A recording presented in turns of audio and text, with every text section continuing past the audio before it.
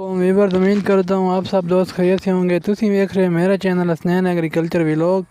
आज मैं थोड़े नाल नवी वीडियो लैके हाजिर होया। वीडियो वेखण तो पहले मेरे चैनल को लाइक सब्सक्राइब कर लो। ये थोड़ी वाल मैंने हौसला देवांदा गिफ्ट होसी ताकि मैं थोड़े नाल नवी नवी इन्फॉर्मेशन शेयर कर सकां। दोस्तों मैं बखर तो जंग आया, ठीक है। जंग दे विच मैं अज एक कमान का विजिट कर रहा है, तुहानू दिखा रहे हैं कमान, ठीक है दोस्तों।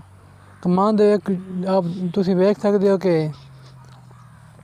कितनी जड़ी बूटियां ने। कमान थोड़ा जड़ी बूटी ज़्यादा ने दोस्तों। जिस टाइम जड़ी बूटियां ज़्यादा होंगी तो बीमारी का अटैक ज़्यादा होएगा, ठीक है। बीमारियां ज़्यादा लगनगियां। है वेख लो कमान ज़्यादा है, जड़ी बूटियां ज़्यादा। तुसी आप ही दसो मैनू वेख के वीडियो। दोस्तों यार मेहरबानी करो, अगर तुसी फसल काश्त करनी है तो फिर जड़ी बूटियां का खात्मा भी लाजमी करना है। अगर जड़ी बूटियां का खात्मा नहीं कर सकते तो फिर फसल काश्त ही ना करो। इतना सी खर्चा करते हैं फसलों पे, इतना डीजल, इतनी महंगी खाद, फिर हल, पानी, स्प्रे,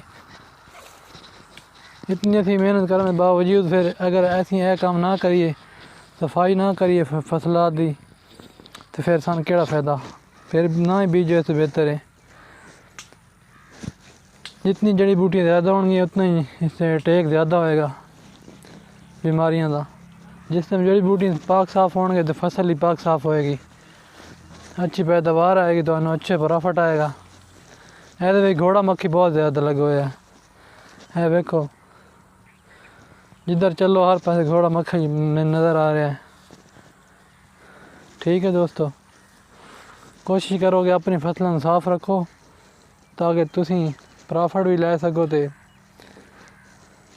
थोड़ी पैदावार भी अच्छी आवे।